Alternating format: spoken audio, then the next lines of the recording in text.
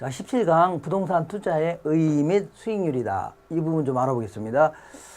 자, 지렛대 효과라는 게 뭐냐면, 돈을 은행에서 일부를 빌려서 투자했을 경우에는 은행에서 빌리는 돈은 이자가 좀 일반적으로 낮죠. 예, 요즘엔 굉장히 낮잖아요. 그러니까 이 돈을 벌어서 은행한테 주는 돈이 상대적으로 작아지니까 내가 가져갈 수익이 상대적으로 커질 수가 있는 겁니다. 그래서 내 돈 투자액 대비 수익률을 높일 수가 있다. 이거를 지렛대 효과라는 겁니다. 지렛대.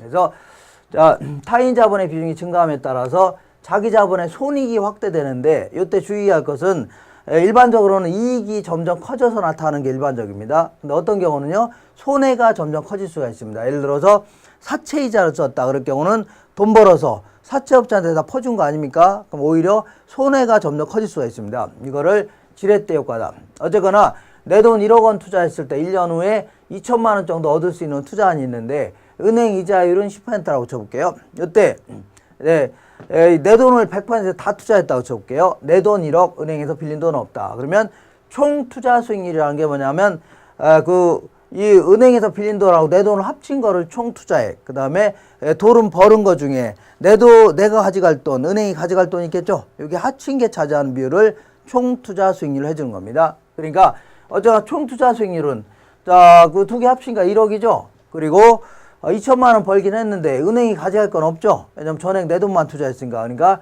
총 투자 수익률은 20%입니다. 이번에 지분 수익률은 뭐냐면 내 돈 투자액 대비 내가 가져갈 돈이 차지하는 비율, 요걸요 지분 수익률이라는 겁니다.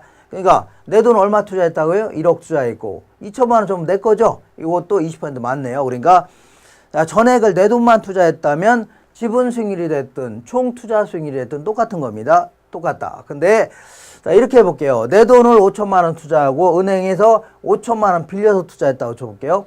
근데 은행은 공짜로 돈을 빌려주는 게 아니죠. 얘네들도 수익을 얻어가려고 할 겁니다. 이게 뭐냐면 은행 이자입니다. 은행 이자는 10%라고 가정해볼게요. 그러면 총 투자 수익률은 언제나 같은 겁니다. 왜냐하면 두 개 합치니까 얼마예요? 1억이죠.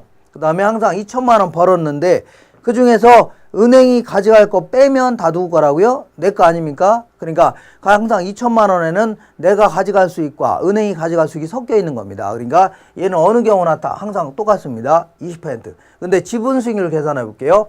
내 돈 얼마 투자했다고요? 5천만 원. 그 2천만 원 벌었는데 은행한테 줄 돈을 빼야 되죠? 은행에서 5천만 원에다가 10% 이자를 뺀 나머지가 내 거 아닙니까? 그랬더니 30%가 되겠네요.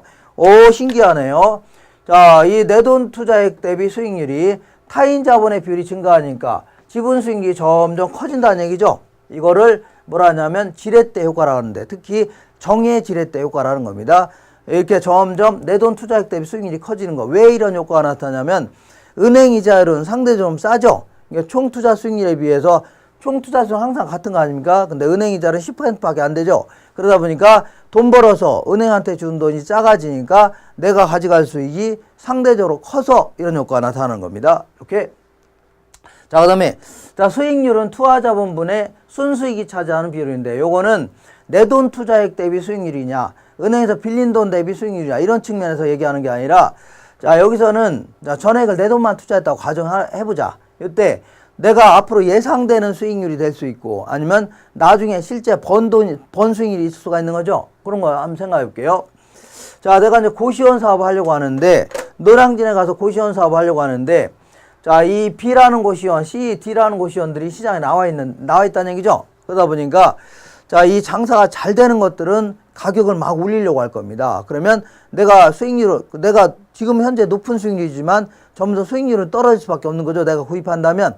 그 다음에 장사가 지질이 안 되는 것들은 수익률이 낮은데 그럼 얘들은 헐값에 팔려고 하겠죠. 그러다 보니까 가격은 점점 그 수익률이 올라갈 겁니다. 다시 말하면 이 시장에서 형성되어 있는 수익률이 한 10% 정도 되는데 10%보다 높은 수익을 얻고 있는 부동산들은 자꾸 가격을 올리려고 하죠. 그러다 보니까 수익률은 떨어질 수밖에 없고 반대로 10%보다 낮은 부동산 같은 경우는 자꾸 헐값에도 팔려고 할 겁니다. 그러다 보니까 수익률이 올라가죠. 그러다 보니까 결국은 어떤 부동산을 구입한다 하더라도 이 시장에서 형성되어 있는 수익률이 한 10% 정도라고 가정을 해보자. 근데 A라는 부동산은 좀 급매로 나와 있는 겁니다. 좀 싸게 나왔다는 얘기죠. 그래서 이걸 잽싸게 1억에 구입한다면 매년 얼마라고요?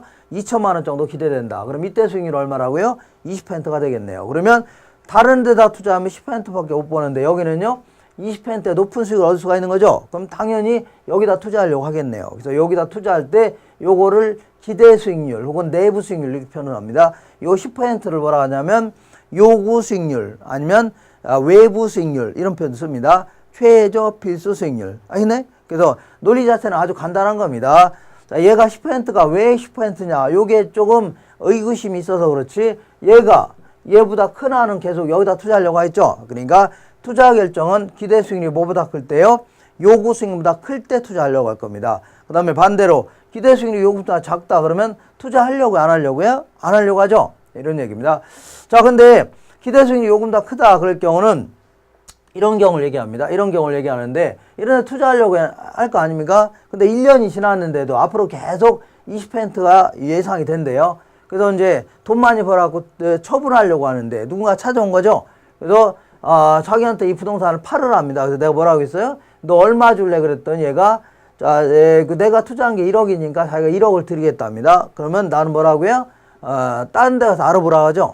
왜냐하면 남보다 높은 수익을 얻고 있으니까 나는 당연히 가격 올려서 팔으려고 할 겁니다. 그럼 그 다음 사람은 기대치가 떨어지겠죠. 그러니까 이런 부동산은 서로 막 살려고 할 겁니다.